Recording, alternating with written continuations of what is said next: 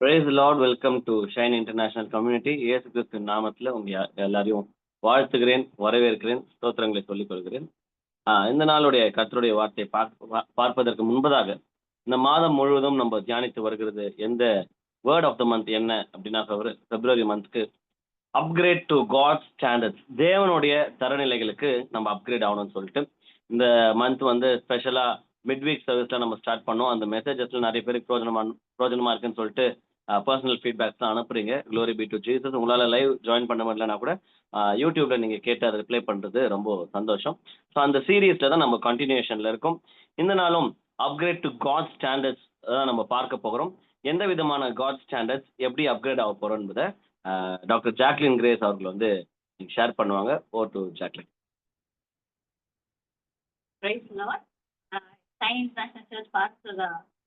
நான் தேங்க் பண்றேன் இந்த ஆப்பர்ச்சுனிட்டி கொடுத்ததுக்கு.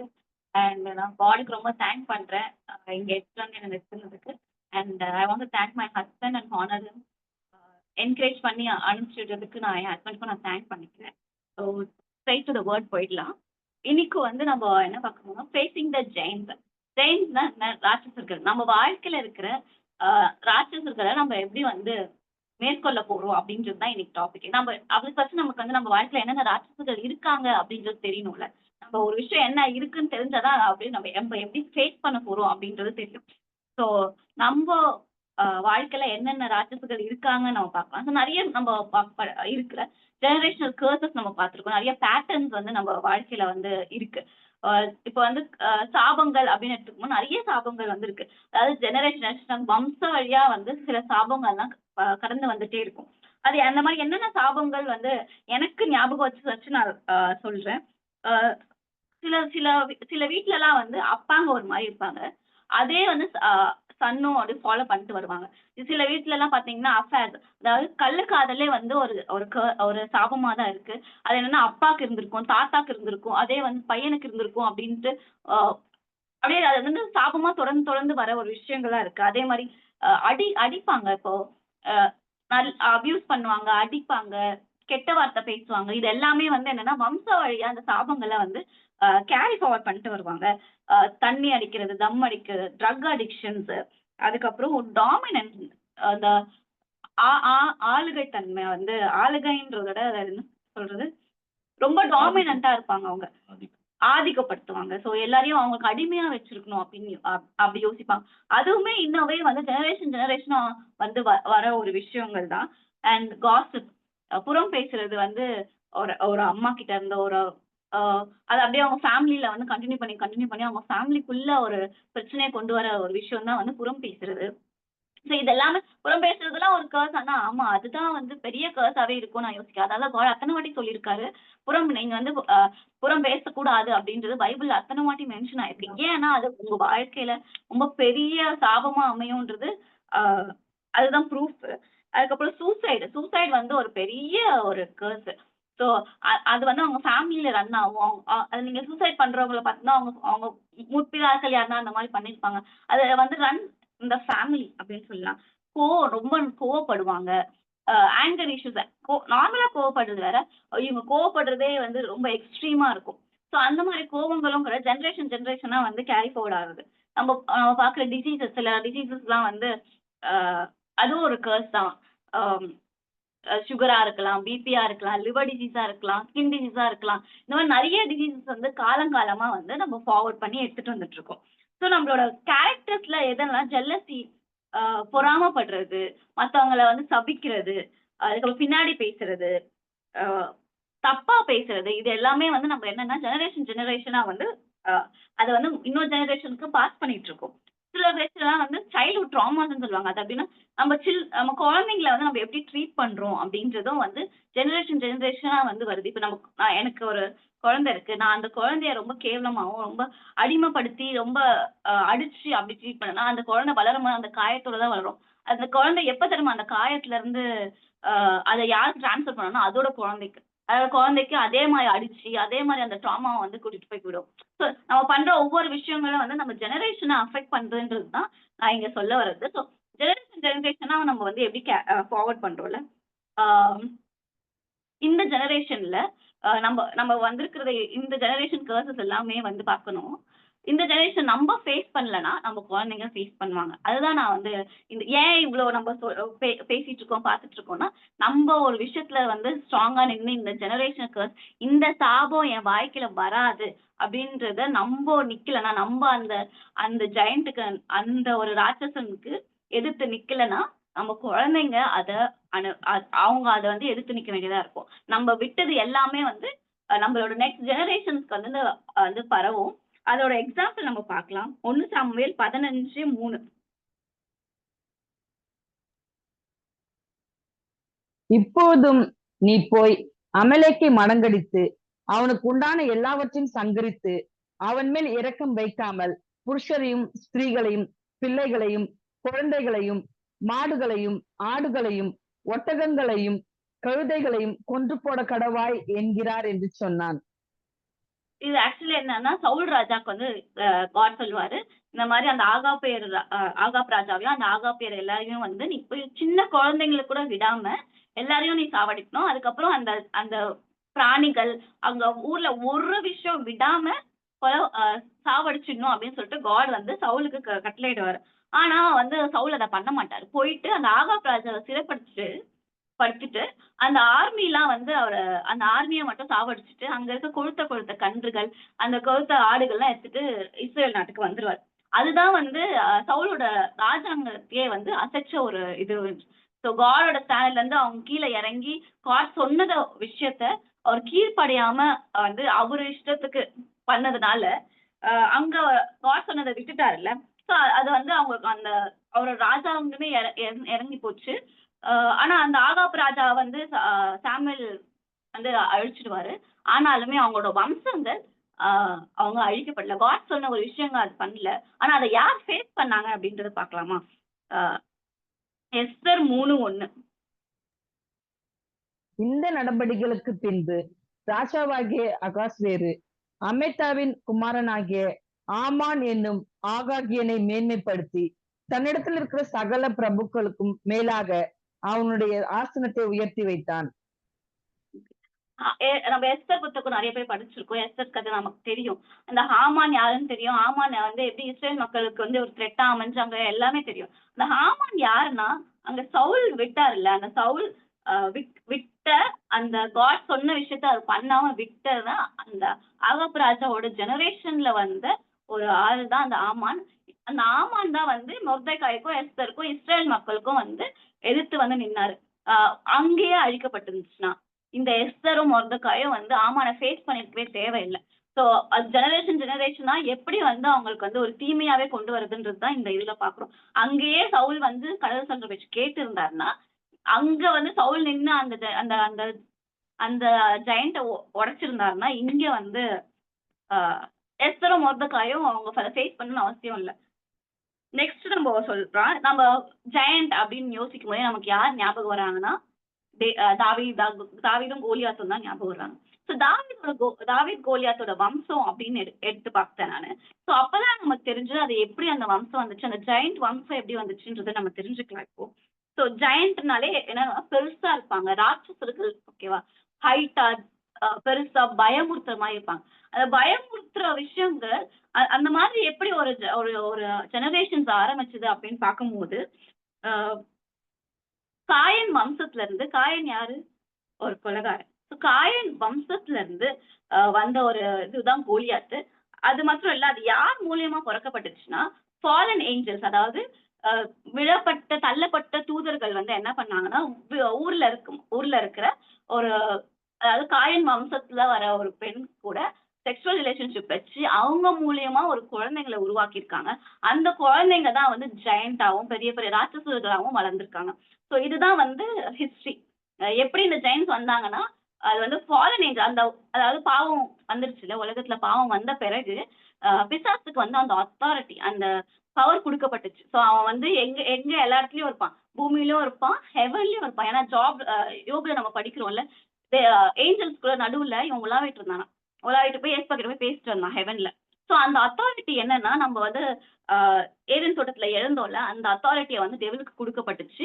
அந்த டெவில் வந்து அந்த அத்தாரிட்டில என்ன பண்ணியிருக்கான், இந்த ஒரு விஷயங்கள வந்து ஒரு ஜெயண்ட்டயே ஃபார்ம் பண்ணியிருக்கான். அது மட்டும் இல்ல, அதுக்குலாம் கோவப்பட்டு இயேசுவ வந்து நோவா அந்த காலத்துல அழிச்சாங்கல்ல. அந்த அழிக்கப்பட்டிருக்கிற இந்த ஃபாலன் ஏஞ்சல்ஸ் இருந்ததுனால, இந்த வம்சம் வந்து திருப்பி, திருப்பி, திருப்பி தொடர்ந்து ஒரு பெரிய ஜெயண்ட்டோட வம்சமா வந்து வந்திருக்கு. ஸோ அதுதான் வந்து ஸ்காலர்ஸும் இந்த ரிசர்ச்ல வந்து இது பண்ணி சொல்லியிருக்காங்க. ஸோ இந்த இந்த ஒரு ஜெனரேஷன், இந்த ஜெயண்ட்டோட ஜெனரேஷன் எங்கன்னு வந்துச்சுன்னா, காயன். அந்த சூஸ் பண்ண பெர்சன் யாரு? காயன். காயன் யாரு? அவர் ஒரு கொலைகாரன். ஸோ கொலைகார வம்சங்கள் எப்படி வந்து கொலைகாரர்களாவே மாறியிருக்காங்க அப்படின்றது தான் நம்ம வந்து இதுல இருந்து பார்க்கிறோம். ஸோ அ அத எப்படி டேவிட் ஃபேஸ் பண்ணாரு அப்படின்றது அதான் நம்ம பார்க்க போறோம். தாவீது ஃபேஸ் பண்ண மாரி நம்ம எப்படி ஃபேஸ் பண்ணலாம் அப்படின்றதையும் நம்ம கத்துக்க போறோம். ஸோ தாவீது வந்து ரொம்ப நார்மலான பெர்சனா ஃபேஸ் பண்ணல. அவரு அவரு வந்து அவருக்கு வந்து காட் ஸ்டாண்டர்ட் வச்சிருந்தாரு.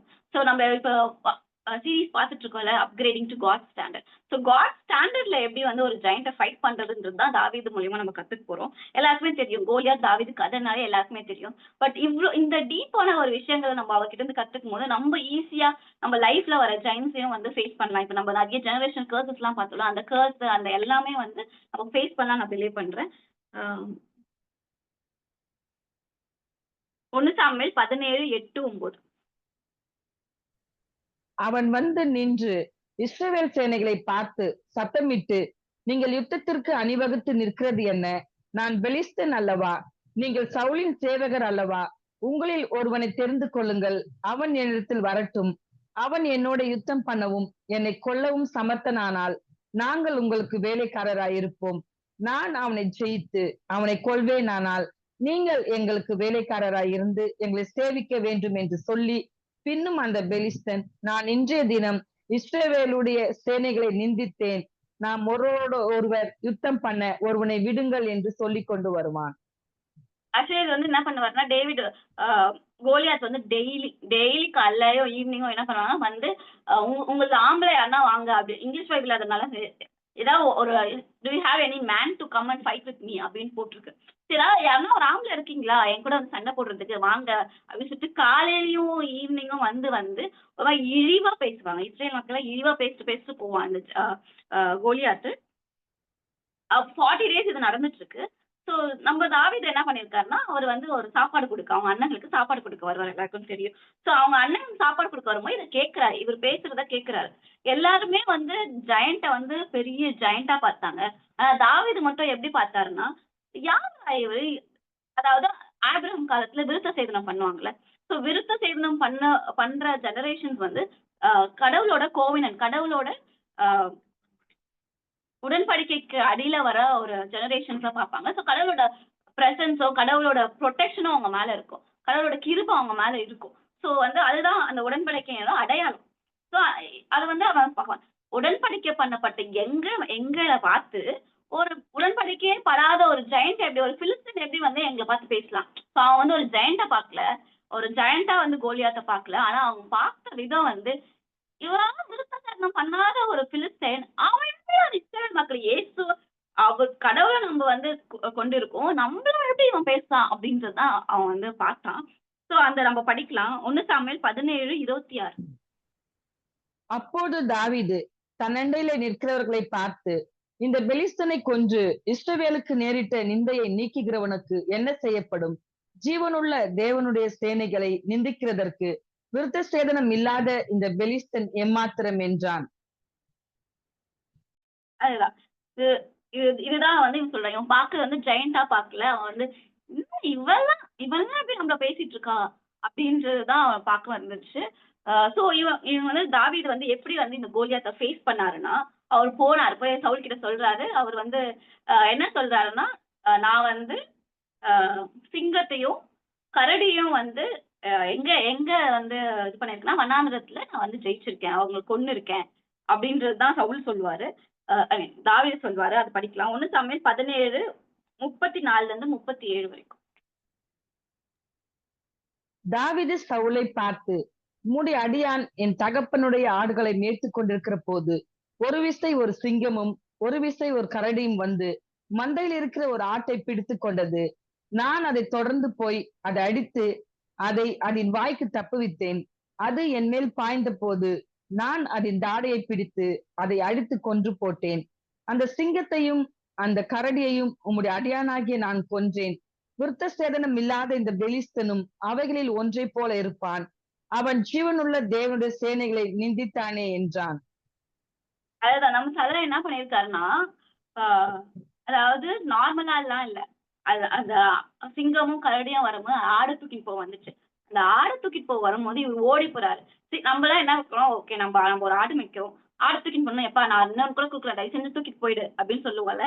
அப்படி சொல்லாம அது ஓடி போயிட்டு அந்த சிங்கத்து வாயில இருந்து அந்த அந்த ஆட்டை எடுத்து, அப்புறம் அந்த ஆடு இவனை அட்டாக் பண்ண வரும்போது இவர் வந்து அட்டாக் பண்றாரு ஆப்போசிட்டா.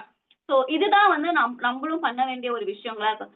நம்ம கூட யாரு இருக்கான்னு நம்ம தெரிஞ்சோன்னு வச்சுக்கோங்க, நம்ம யாரு, நம்ம கூட யாரு இருக்கா அப்படின்னு நமக்கு தெரிஞ்சிருச்சுன்னா, நம்ம வந்து எனிமிய ஃபேஸ் பண்ணும்போது ஓடி போக மாட்டோம். எனிமிய பார்த்து ஓடி போக மாட்டோம். அவங்கள வந்து நம்ம அட்டாக் பண்ணுவோம். எப்படி தாவீது வந்து ஓடி போயிட்டு அந்த ஆடை வந்து சிங்கத்துக்கிட்ட இருந்தும் கரடி கிட்ட இருந்தோம். இப்ப கோலியாத்த வந்து எதிர்க்கிறதுக்கு அங்க ட்ரைனிங் எங்க இருந்துச்சுன்னா, அவர் வந்து ஒரு ஆர்மி சென்டருக்கு போல, எங்கேயுமே போல. அவரோட ட்ரைனிங் எங்க இருந்துச்சுன்னா வந்து வனாந்திரத்துல அவர் தனிமையில இருக்கும்போது காடோட ட்ரைனிங், காட் கிட்ட பேசிட்டு இருப்பாரு. சோ அங்கதான் அவரோட ட்ரைனிங் வந்து நடந்துச்சு. நெக்ஸ்ட் பார்க்கலாம் எப்படி கோலியாத்தை இவர் வந்து மேற்கொண்டாருன்றத பார்ப்போம். 1 சாமுவேல் 17:45-47. அதற்கு தாவீது பெலிஸ்தனை நோக்கி, நீ பட்டயத்தோடும் ஈட்டியோடும் கேடகத்தோடும் என்னிடத்தில் வருகிறாய். நானோ நீ நிந்தித்த இஸ்ரவேலுடைய இராணுவங்களின் தேவனாகிய சேனைகளுடைய கர்த்தரின் நாமத்திலே உன்னிடத்துல வருகிறேன். இன்றைய தினம் கர்த்தர் உன்னை என் கையில் ஒப்புக் கொடுப்பார். நான் உன்னை கொன்று உன் தலையை உன்னை விட்டு வாங்கி பெலிஸ்தருடைய பாளையத்தின் பிணங்களை இன்றைய தினம் ஆகாயத்து பறவைகளுக்கும் பூமியின் காட்டு மிருகங்களுக்கும் கொடுப்பேன். அதனால் இஸ்ரவேலில் தேவன் ஒருவர் உண்டு என்று பூலோகத்தார் எல்லாரும் அறிந்து கொள்ளுவார்கள். கர்த்தர் பட்டயத்தினாலும் ஈட்டியினாலும் ரட்சிக்கிறவர் அல்ல என்று இந்த ஜனக்கூட்டம் எல்லாம் அறிந்து கொள்ளும். யுத்தம் கர்த்தருடையது, அவர் உங்களை எங்கள் கையில் ஒப்பு கொடுப்பார் என்றான். அதுதான் இப்போ வந்து தாவீது வந்து ஃபர்ஸ்ட் என்ன பண்றாருன்னா, அந்த ஜெயண்ட பார்த்து பேசுறாரு.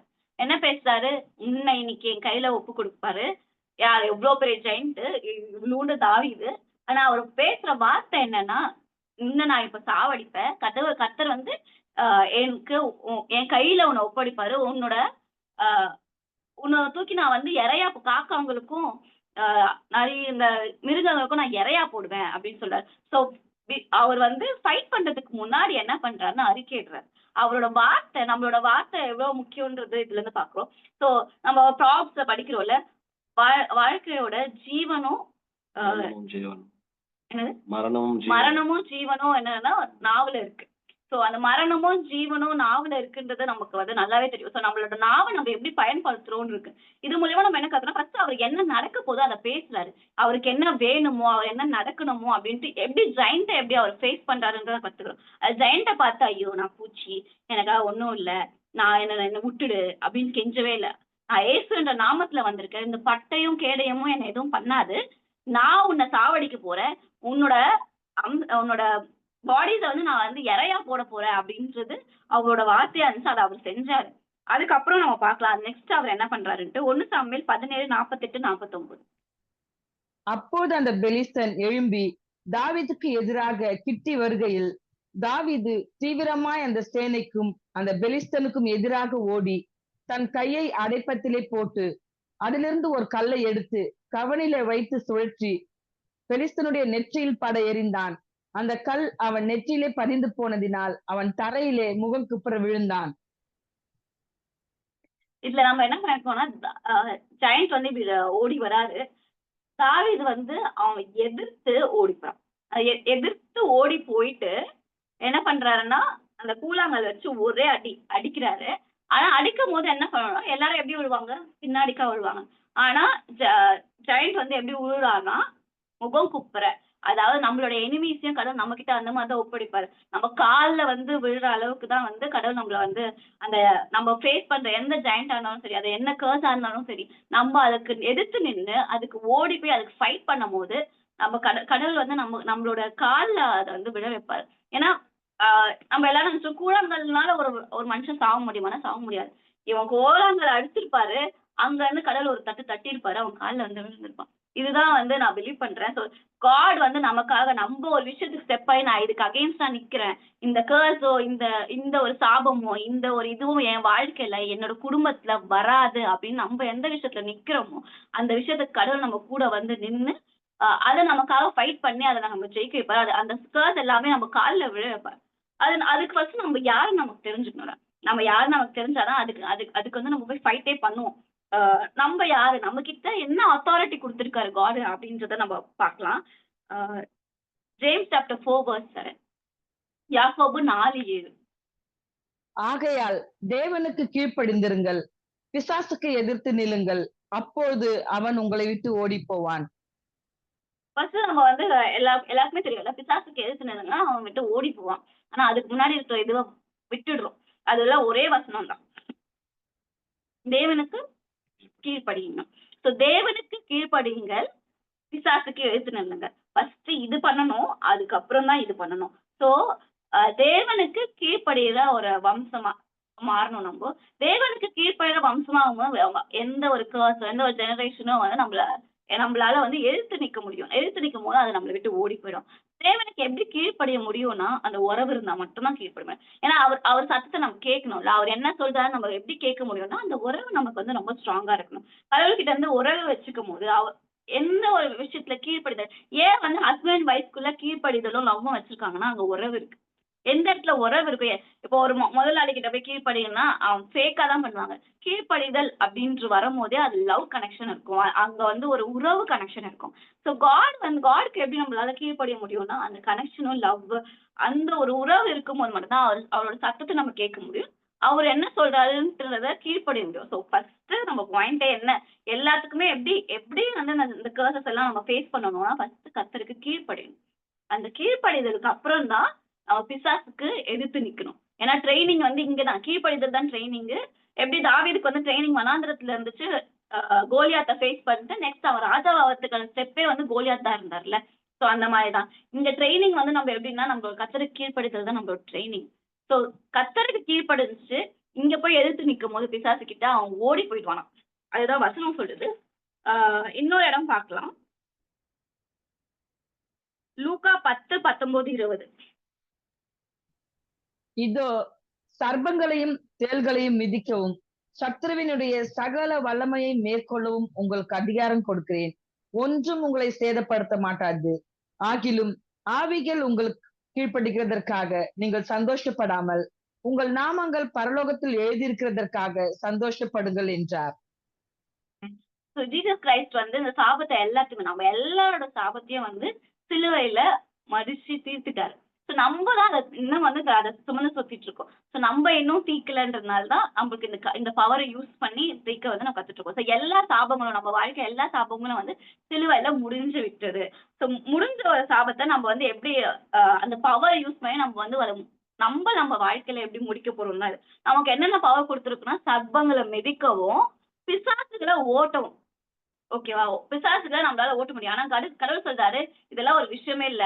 அந்த ஆவிகள் உங்களுக்கு கீழ்ப்படிறது வந்து ஒரு மேட்டரே இல்ல.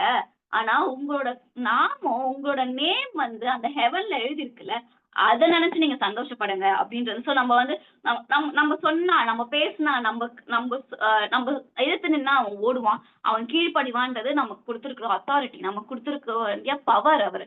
அவர் குடுத்திருக்கிற பவர் நமக்கு. சோ இத குறித்து நம்ம மேன்மை பிசாசே என்ன பார்த்து பிசாசுலாம் அவ்வளவு மேட்டரே இல்லங்க.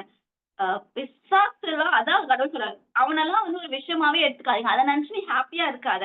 ஆனா ஹெவன்ல ஹெவன்ல உங்க பேர் எழுதியிருக்கிறத நினைச்சு நீங்க சந்தோஷப்படுங்க அப்படின்றது தான் இருக்கு. சோ நம்ம யாருன்னு ஃபர்ஸ்ட் நம்ம தெரிஞ்சுக்கணும்ல. நமக்கு என்ன பவர் குடுத்திருக்கு. நம்ம வாழ்க்கையில நமக்கு வந்து என்னென்ன பவர் இருக்கு. எப்படி வந்து பிசாச நம்ம மேற்கொள்ளலாம். அப்போ ஹெவன்ல எப்படி நம்ம பேர் வந்து எழுதப்பட்டிருக்கு. அத நினைச்சு நம்ம சந்தோஷப்படணும் அப்படின்ட்டு தான்.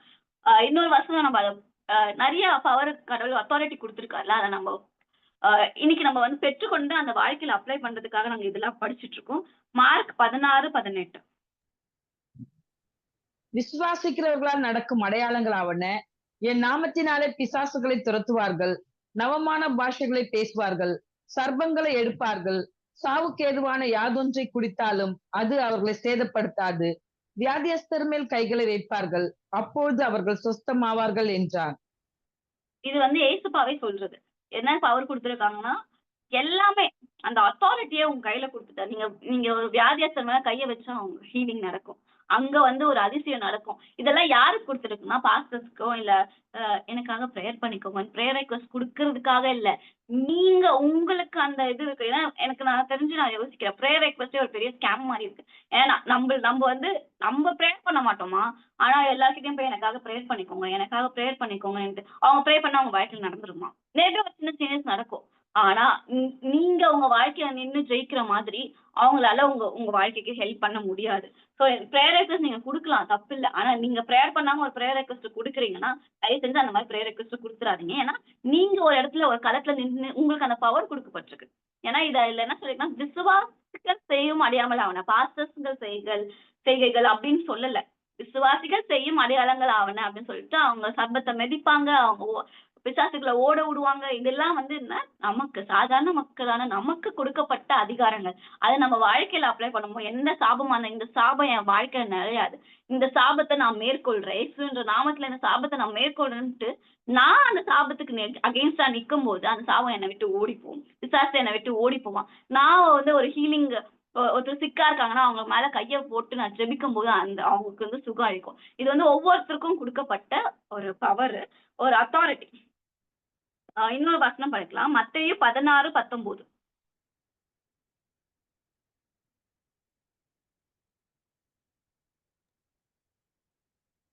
பரலோக ராஜ்யத்தின் திறவுகோல்களை நான் உனக்கு தருவேன். பூலோகத்திலே நீ கட்டுகிறது எதுவோ அது பரலோகத்தில் கட்டப்பட்டிருக்கும். பூலோகத்திலே நீ கட்டவிழ்ப்பது எதுவோ அது பரலோகத்திலும் கட்டவிழ்க்கப்பட்டிருக்கும் என்றார். என்ன சாவி? பரலோகத்து சாவியை நம்ம கையில குடுத்து வச்சிருக்காரு. நம்மதான் வந்து தப்பான சாவிய பூட்டு திறந்து நம்ம வந்து வாழ்க்கையில இப்படி இருக்கும். ஆனா கரெக்டான சாவியை நம்ம போடும்போது இங்க என்ன கட்டுறோமோ அங்க கட்டப்படும். இங்க என்ன அவிழ்க்கிறோமோ அங்க அவிழ்க்கப்படும். ஹெவன் உங்களுக்காக வேலை செய்யும் அப்படின்றதுதான் இந்த வசனம். பரலோகம் உங்களுக்காக இறங்கி வேலை செய்யும் அப்படின்னா நீங்க என்ன சொல்றீங்களோ அது உங்க வாழ்க்கை அமையும். நீங்க என்னெல்லாம் இப்ப நீங்க வந்து சாபத்தை ஒருத்தவங்க மேல பேசுனீங்கன்னா அவங்க அவங்க சாபமாவாங்க. நீங்க ஆனா அதே அவங்க வாழ்க்கையில பிளெஸிங்க பேசுனீங்கன்னு வச்சுக்கோங்களேன், அவங்க வாழ்க்கை பிளெஸிங்கா மாறும். உங்க வாழ்க்கைய பார்த்து நான் இவ்வளவுதான் அப்படின்னா உங்க வாழ்க்கை அவ்வளவுதான். நான் என் வாழ்க்கைக்கு ஒண்ணுமே இல்ல, இதுக்கப்புறம் இல்ல, எனக்கு வயசாயிடுச்சு, எனக்கு என்னால முடியாது, என்னால செய்ய முடியாது அப்படின்ட்டு உங்க வாழ்க்கைய பார்த்து நீங்க என்ன சொல்றீங்களோ அதுதான் உங்க வாழ்க்கை.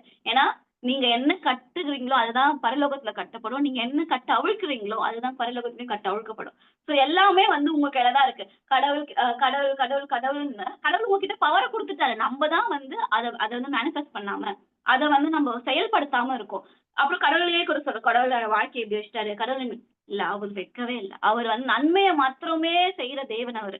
சோ அவர் வந்து அவர் மேல தப்பே இல்லை. நம்ம வாழ்க்கையில எல்லாம் நடந்த ஒரு விஷயங்கள் நம்ம அதுக்கு எதிர்த்து நிக்கல. நம்ம நம்ம யாருன்னு நமக்கு தெரியவே இல்லை. நம்ம அந்த பவரை வந்து யூஸ் பண்ணவே இல்லாததுனால நம்ம வந்து என்ன சாபத்தை பேசின்னு இருக்கோம் நம்ம வாழ்க்கையில. மத்தவங்க வாழ்க்கையிலும் சரி நம்ம சாபத்தை பேசின்னு இருக்கோம். சாபமே வந்து நம்ம சுத்தி சாபமா இருந்துச்சுன்னா நம்ம வாழ்க்கை சாபமா அமையும். இல்ல அதை பேசுறதுக்காக நம்ம அழைக்கப்படல. நம்ம வாழ்க்கை எப்படின்னா பிளஸ்ஸிங்கா பேச போறோம். இனிமேல் நம்ம அதான் பண்ண போறோம். பிளஸ்ஸிங்கா பேச போறோம். என் வாழ்க்கை நல்லா இருக்கும், என் குழந்தைங்க நல்லா இருப்பாங்க, என்னோட வாழ்க்கை செழிப்பா மாறும்ன்றதை நம்ம பேச போறோம். நம்ம என்ன கட்டுறோமோ அதைதான் கட்டப்படும். சோ நம்ம வந்து டைம் வேஸ்ட் தப்பான விஷயங்கள்ல கட்டி டைம் வேஸ்ட் பண்ணாம நல்ல விஷயங்களை நம்ம குடும்பத்துக்காகவும் நம்ம சமுதாயத்துக்காக நல்ல விஷயங்களை கட்ட போறோம். அது ஹெவன்லயும் கட்டப்படும். ஹெவன் நமக்காக வேலை செய்யும். எபிசியன்ஸ் 6:12, எபேசியர் 6:12 படிக்கலாம். இது யாரு கூட நம்ம ஏனெனில் மாம்சத்தோடும் இரத்தத்தோடும் அல்ல, துரைத்தனங்களோடும் அதிகாரங்களோடும் இப்பிரபஞ்சத்தின் அந்தகார லோகாதிபதிகளோடும் வான மண்டலங்களில் உள்ள பொல்லாத ஆவிகளின் சேனைகளோடும் நமக்கு போராட்டம் உண்டு.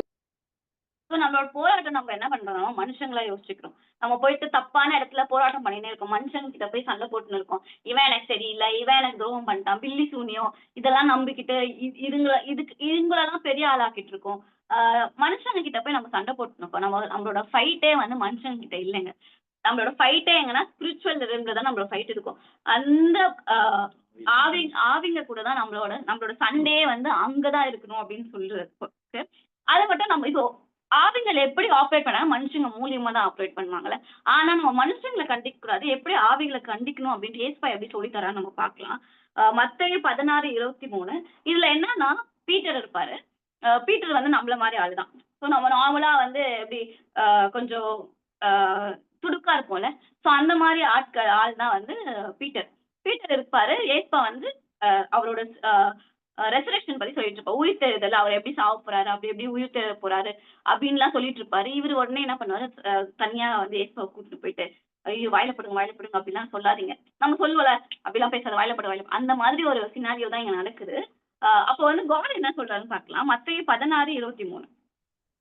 அவரோ திரும்பி பேதுருவை பார்த்து, எனக்கு பின்னாக போ சாத்தானே, நீ எனக்கு இடரா இருக்கிறாய், தேவனுக்கு ஏற்றவைகளை சிந்தியாமல் மனுஷருக்கு ஏற்றவைகளை சிந்திக்கிறாய் என்றான். இப்ப வந்து இவரு அதான் சொல்றாரு, ஏசப்பா பார்த்து பீட்டரை பார்த்து ஏசப்பா என்ன சொல்றாருன்னா, பல இப்போ சாத்தானே, பின்னால இப்போ சாத்தானே அப்படின்ட்டு சாத்தானை தான் அதட்டுறாரே தவிர பீட்டர் அதட்டல. பீட்டர் கிட்ட அவர் வந்து எதுவுமே பேசிக்கல.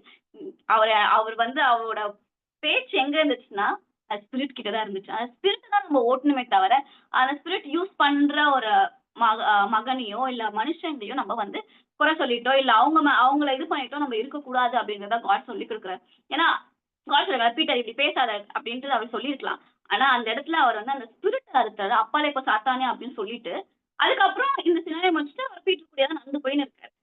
அப்புறம் அந்த பீட்டரை தான் வந்து பெரிய ஒரு சுவிசேஷகர்களாக மாத்துறாரு. பெரிய பெரிய அதிசயங்களையும் அற்புதங்களையும் பீட்டர் மூலியமா தான் செய்ய வைக்கிறாரு.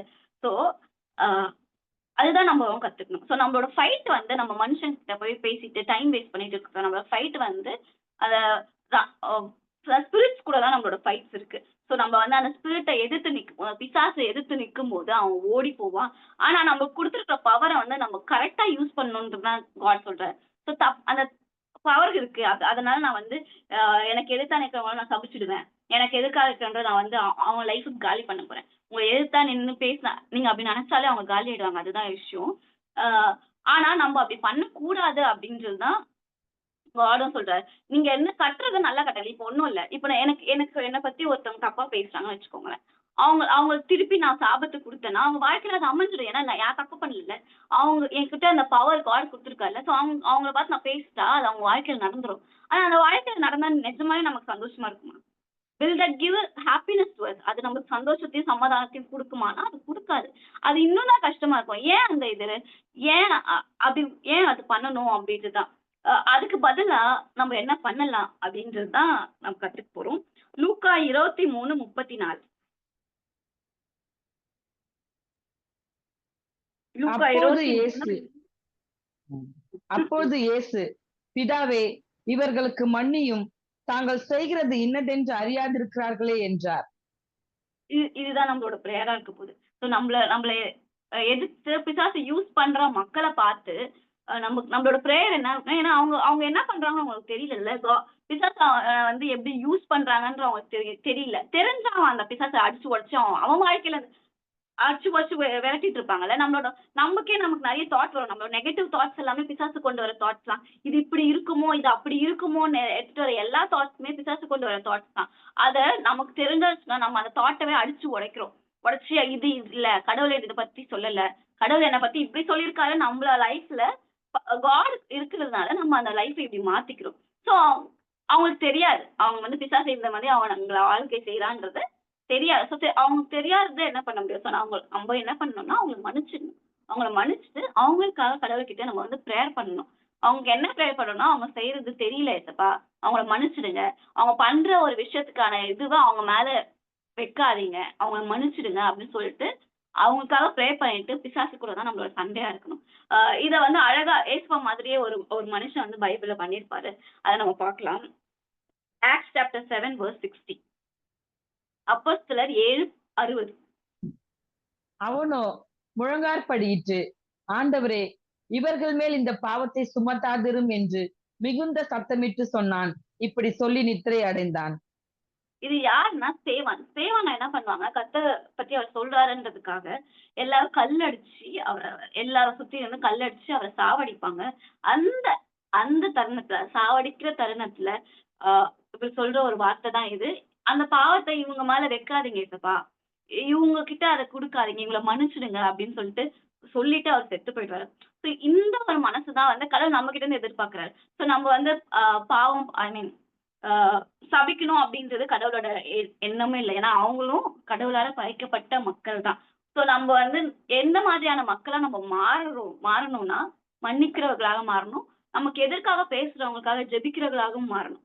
ஸோ இப்படி நம்ம வாழ்க்கை இருக்கும்போது அந்த பவர் நமக்கு வந்து முழுமையா கொடுக்கப்பட்டிருக்கு. அதை நம்ம வந்து ரைட்டா யூஸ் பண்ணணும். ஏன்னா பவர் கொடுத்துருக்கு. இப்ப திருடன் கையிலேயே சாவி கொடுப்பாங்கல்ல. ஏன்னா அத வந்து அப்ப அந்த பொறுப்பு அவங்க கையில கொடுக்கும்போது அவன் பொறுப்பா இருப்பான் அப்படின்ற ஒரு விஷயம் தான் அது.